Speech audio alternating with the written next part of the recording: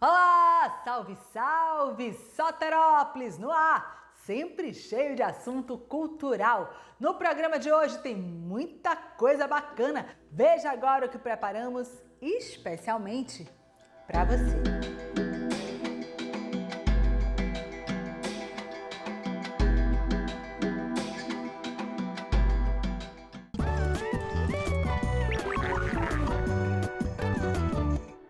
E a gente começa com boa notícia. A Casa Rosa é um novo espaço de cultura em Salvador que abre suas portas virtuais em plena pandemia com a exposição Bênção. Bora conhecer?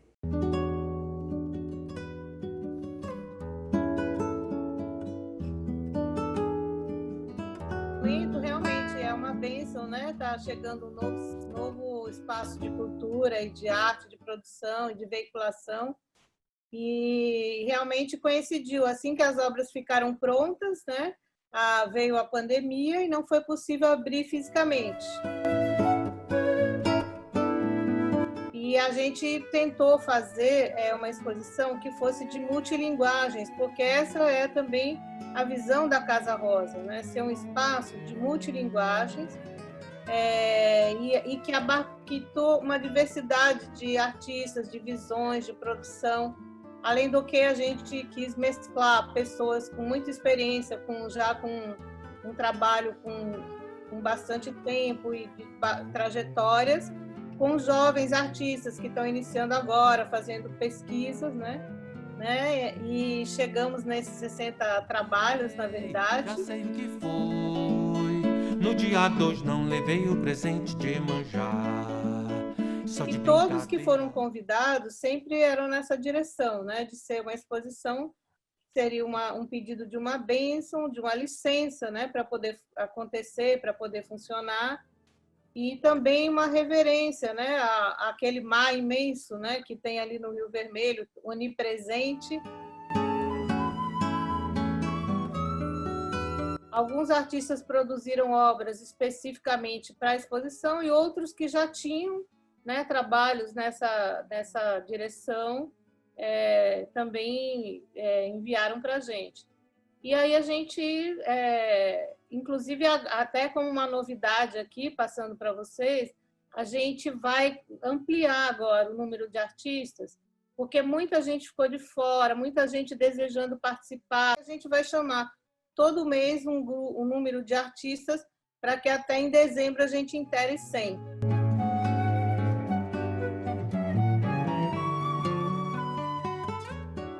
E a proposta é a exposição ficar 1 ano em cartaz virtualmente e depois, sendo possível abrir o espaço, né, fisicamente, a gente vai propor quem são os artistas que desejam fazer trabalhos presenciais. Aí, um mês pode entrar 2 ou 3, vai depender de cada caso de trabalho, de tipo de linguagem que a pessoa desenvolva.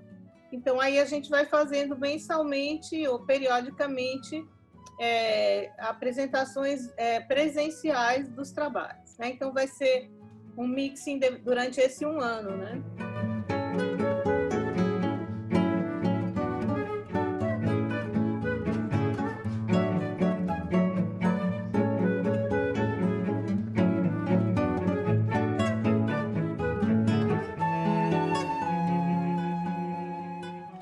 Tá aí, muito bem. Vida longa, mil vivas a Casa Rosa. E agora vamos ver mais uma reportagem da série Os Espaços Culturais na Pandemia. Nós somos a universidade, né? O órgão da universidade responsável pela implementação da política cultural da UFRGS. Logo, percebemos a necessidade de fazer algo, né? Porque a expectativa, a demanda pelas atividades do CUCA pela comunidade diferente era e ainda é muito, muito grande, muito significativa. Então, nós implementamos um projeto, né? Chamado Fica em Casa com o CUCA. Nós já alcançamos um público estimado em torno de 42 mil pessoas, né? entre junho e a data de hoje. produzimos e disponibilizamos na rede cerca de 73 vídeos de formação artística nas diferentes linguagens. Também dentro desse período já apoiamos 4 espetáculos teatrais e realizamos 3 exposições virtuais.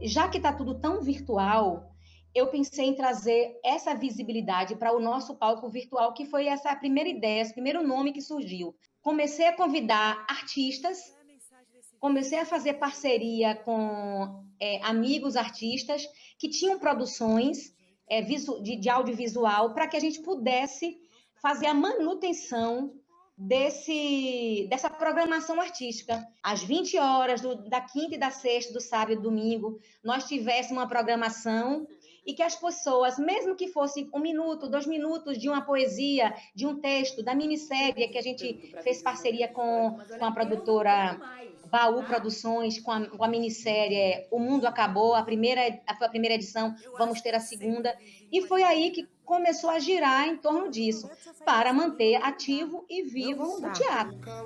Não, quando isso acabar, eu nem sei. Galera!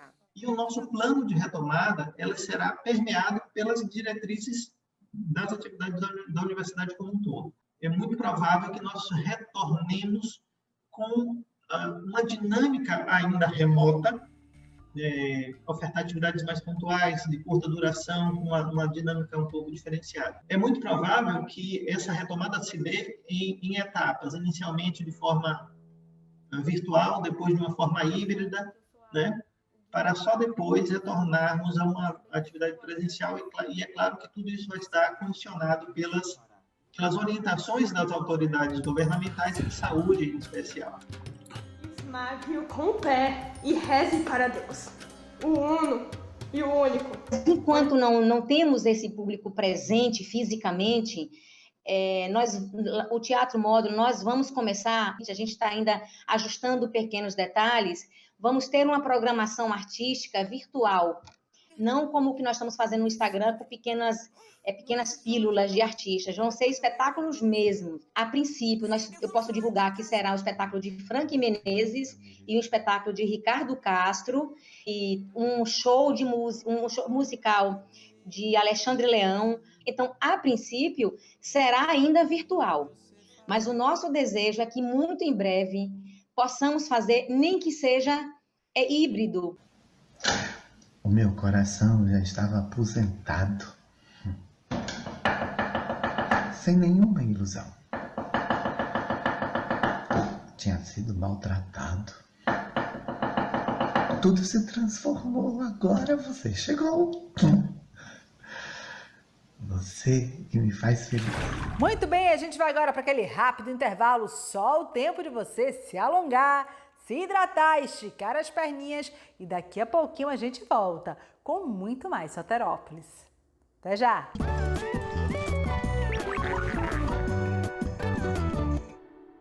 Estamos de volta com Soterópolis. E agora é a hora da gente conhecer alguns chargistas que trabalham com desenho, sátira, humor e apimenta tudo isso com bastante crítica política e social.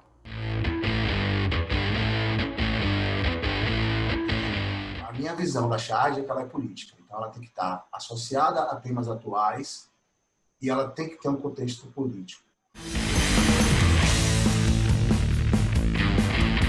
Eu acho que quanto mais autoritário um governo melhores são as charges. Acho que atualmente a gente tem um governo que praticamente dá as piadas prontas, assim. A gente não tem, quase que não tem trabalho, a gente brinca que a gente não tem trabalho. Mas na verdade é o contrário, né? A gente tem muito trabalho porque acontece muita coisa, a gente tem que estar muito ligado, assim. Esse ano a gente perdeu, acho que talvez um dos maiores, né? Que é o Quino, criador da Mafalda, uma grande inspiração. O próprio Enfio, eu gosto de falar do Enfio porque a simplicidade do traço dele me deu coragem para desenhar. Eu trabalho especificamente no Jornal à Tarde e desde que eu entrei lá, sempre foi muito tranquilo a relação com os temas e com as charges. A charge sai na página de opinião, o que por si só já expressa muito. Então, seu desenho sai ali como uma opinião, entendeu? Não é a opinião do jornal, é a opinião do artista. Como poderia ter um artigo, um texto, né? Em que você fala de algum assunto e você está colocando sua opinião sobre um assunto. Tem uma frase do Simanca, que é um grande chargista também, que trabalhou, que tive o prazer de trabalhar à tarde. Ele fala que não existe charge a favor. Então, a charge política, ela tem que ser uma crítica, né? Ela pode ser positiva, mas ela tem que estar bem com algum comentário, com algum comentário de reflexão, que faça o leitor refletir sobre algo. Eu acho que o desenho veio meio que naturalmente, assim, numa tentativa de tentar reproduzir as coisas que eu lia, que eu gostava, né? E eu tive sorte de ter muitos quadrinhos em casa. Meu pai era colecionador de quadrinhos, então tinha de Asterix a Piratas do Tietê, né? Então eu fui apresentado a muitos desenhistas talentosos desde cedo.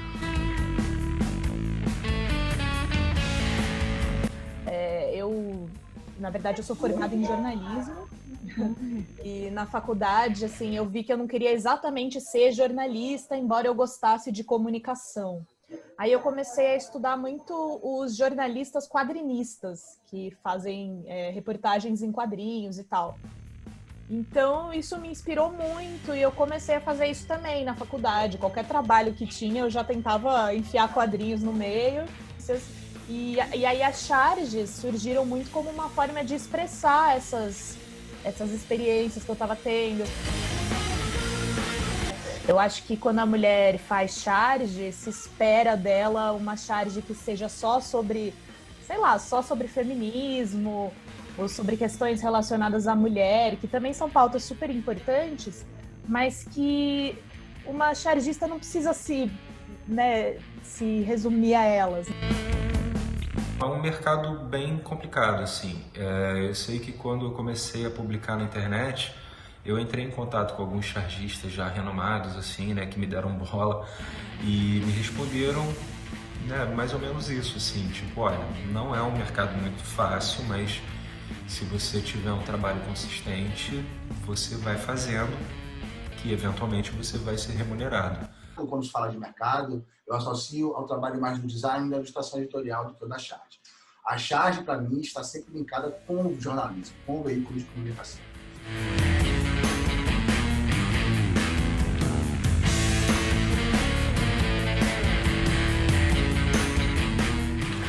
Combater o machismo é uma tarefa diária de todo mundo, mas é dever também, especialmente, dos homens, que precisam urgentemente ressignificar as masculinidades.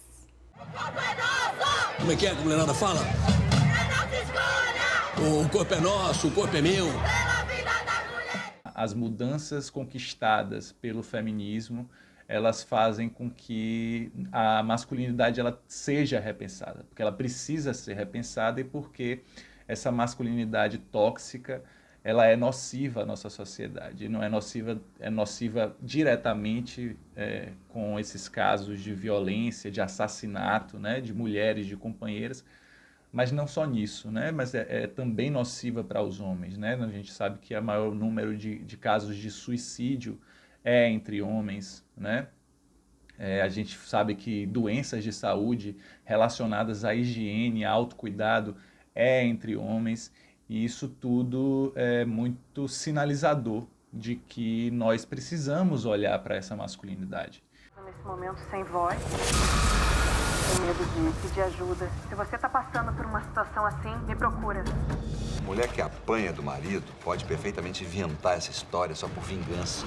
Como eu falei, tem mais de 3 anos que eu já venho participando de alguns projetos, isso junto com alguns parceiros que são terapeutas também. E é um lugar de muita transformação.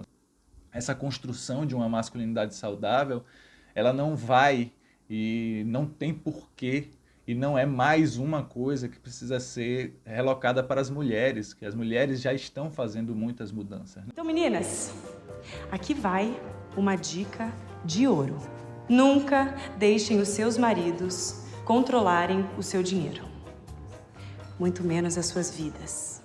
Como é que surgiu o encontro de vocês com esse objetivo de discutir a masculinidade? Eu comecei a frequentar grupos de homens em 2013. Tem um grupo que chama Guerreiros do Coração, que é o mais antigo aqui do Brasil, que já tem 25 anos. E foi em 2019, né, no meio do ano passado, que eu e o Eduardo, a gente se juntou com o propósito de estar escrevendo um livro para ajudar os homens, porque o grupo ele ajuda muito, né, tá em grupo, mas a gente queria também uma ferramenta para que os homens pudessem estar junto, estar fazendo o processo de autoconhecimento de forma individual. Vocês percebem, alguns de vocês percebem a mudança de mentalidade ao longo desse processo e no próprio cotidiano, como é que esses assuntos, essas temáticas são levadas para o cotidiano de vocês? Eu vim para Salvador justamente por um processo de ocupar um espaço que não é construído para a gente, né? Nós homens, que é o de cuidar. Minha avó passou por uma cirurgia no final do ano e eu vim para acompanhar a minha mãe, que é a responsável na família pelos cuidados com ela, e vim conhecer a jornada em meados de janeiro e fevereiro pelas redes sociais. E eu estava em busca disso, né, na questão do autoconhecimento, e a jornada veio a calhar nessa caminhada. E eu já percebia, eu sou administrador de formação, e seja no espaço privado da família, né, ocupando esses espaços que não é construído para a gente estar, do cuidar, das relações, dos sentimentos, do ouvir, mas também nos espaços públicos, né? Eu percebo muito, seja nas governanças ou nas empresas, enfim, terceiro setor, quando a gente tem a presença do feminino nos espaços de decisão, e aí não precisa tanto o feminino que está em nós, homens, quanto a presença das mulheres nesses espaços, a gente consegue catalisar algumas transformações, né, mais emergenciais.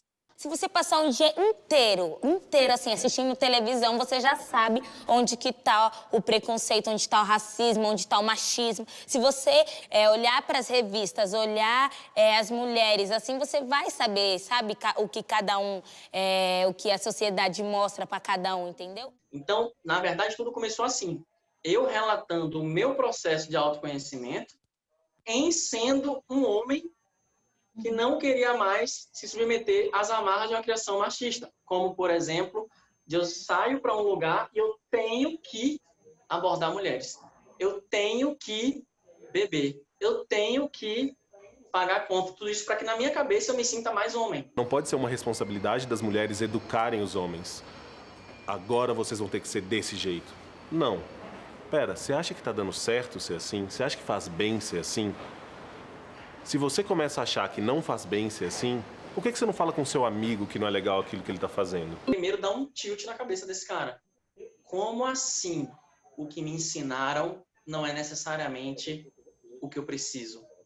Sabe? Porque esse comportamento, muitas vezes, é do pai, do avô, do bisavô. Então, se esse homem decide romper esse ciclo, é como se inconscientemente ele estivesse virando as costas para toda a linhagem de homem da família. Você percebe como isso é forte?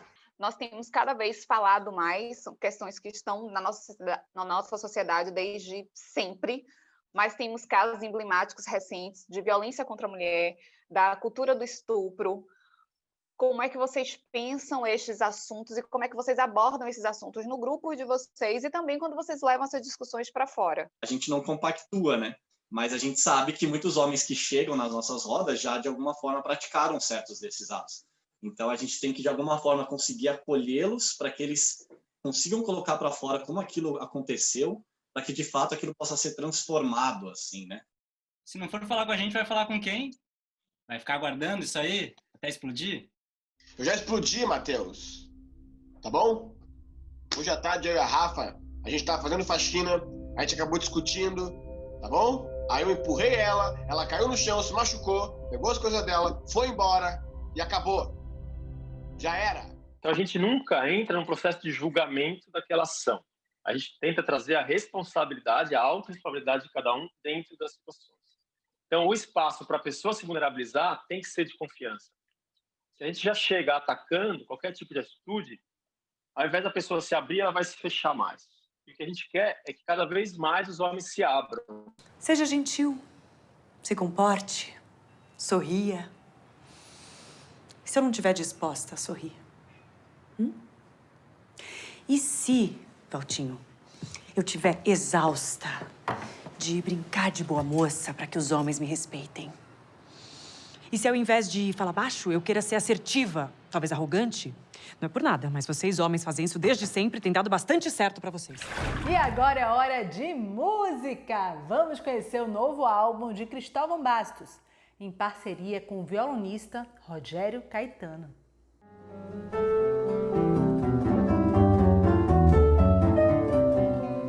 O encontro de dois mestres e seus instrumentos. O violão de 7 cordas de aço de Rogério Caetano e o piano de Cristóvão Bastos em um álbum autoral.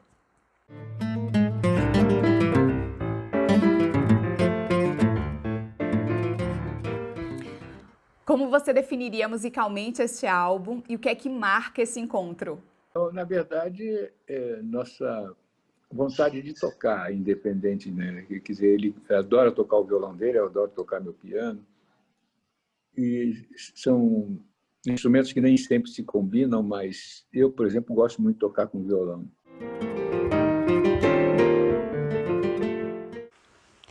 Vocês são pioneiros nesse encontro do violão de 7 cordas de aço com o piano. Qual o desafio de juntar esses dois instrumentos? Tem claro que tem outros discos gravados de piano e violão por aí. Eu mesmo já tinha gravado um com o Marco Pereira. Mas essa coisa do 7 cordas de aço nunca tinha sido feita assim, na gravação com violão. Então, é um acontecimento, né, para se lembrar. Agora, como que a gente faz para gravar isso é uma coisa de vivência, de experiência. Não dá nem para explicar assim, porque o entendimento ele é sensorial.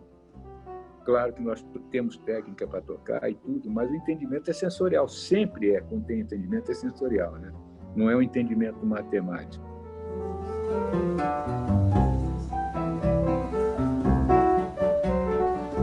Rogério é um músico virtuosíssimo, referência no violão de 7 cordas de aço. Você é um mestre do piano. Como é que vocês pensaram o álbum, o repertório, os arranjos? Para te ser franco, não deu muito trabalho. A gente estabeleceu alguma regra aqui ou ali. Você faz o primeiro solo, eu faço o segundo, alguma coisa desse tipo, mas a gente confiou completamente na nossa intuição, na nossa musicalidade, no nosso entendimento. O trabalho foi feito assim. A maior parte das músicas foram compostas por nós, né? Eu entrei com a minha parte de música, o Rogério entrou com a parte dele. Milena, tem Polca do Jequitibá, tem Criançada Reunida, Obrigado, Rafa, Choro Saudoso.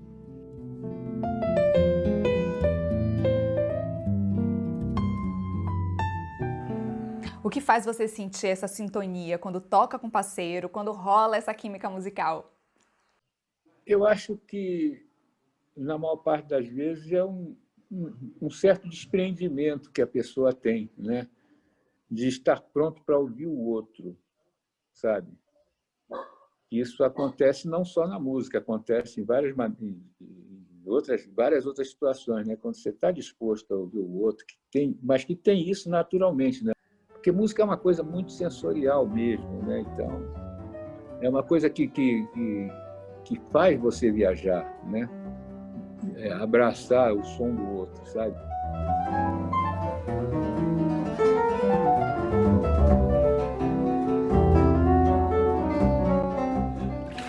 Por hoje é só. Muito obrigada pela sua companhia. Daqui de casa eu mando as melhores vibrações de força, fé, saúde, amor. Se puder, fique em casa. A gente vai, mas a gente sempre volta e eu espero por vocês. Uma boa semana e até o próximo Soterópolis. Tchau, tchau.